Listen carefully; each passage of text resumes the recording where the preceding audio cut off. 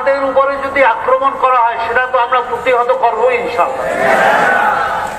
যেই ঘটনাটা কুমিল্লায় ঘটাইছে এটা সুপরিকল্পিত ভাবে আমাদের দেশে হিন্দু মুসলিমের ভিতরে বাজাই দেওয়ার জন্য এইটা করছে। কোনো খাঁটি ইমানদার করতে পারে না, যারা সনাতন ধর্মের হিন্দুরা আমি মনে করি যে এইটা করতে পারে না। এখানে একটা দুষ্কৃতিকারী ওই উগ্রবাদী হিন্দু যে আছে ওরা এগুলো করতে পারে, এটার মধ্যে কোনো সন্দেহ নাই। সে তারা তদন্ত করে বের করে এটার বিচার করা উচিত, কিন্তু সেটা না করে সে নিজেই একটা পক্ষ নিয়ে যায়। আপনার হাজীগঞ্জে যে মিছিল হয়েছে সেখানে 5-6 জন শাহাদত বরণ করছে, সেখানে গুলি তো করার দরকার নাই, আপনি রাবার বুলেট ছাড়েন, কাঁদানে গ্যাস গরম পানি ছাড়েন, কিন্তু কেন গুলি করলেন? যেই ভাইরা পুলিশরা গুলি করছেন আপনারাও তো মুসলমান, আপনারা মুসলমান হইয়া মুসলমানের গায়ে গুলি করতে পারেন না। আমার পিতাকে আমার মাতাকে কেউ যদি গালি দেয় আমি সাথে সাথে তার প্রতিবাদ করবো কি করবো না? আমি তাকে ধরবো।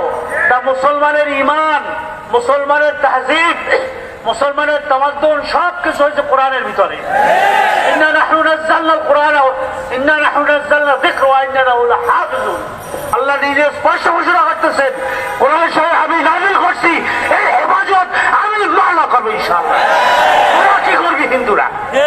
তোরা তো আর কিছু করতে পারবি না। আল্লাহ রাব্বুল আলামিন এর কি করবেন? হেফাজত করবেন। কিন্তু এই মাঝখানে যারা উস্কানি দাতা, ঠিক কিনা?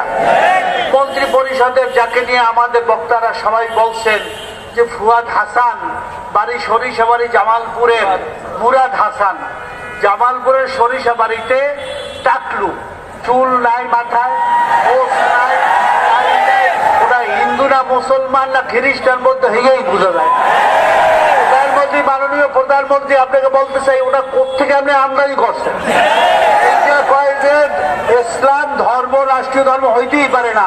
সরিষাবাড়ি এলাকার জামালপুরের লোকদের বলবো ওরে বয়কট করেন, ও মারা গেলে কোন মুসলমান ওকে জানাজা দেবেন না।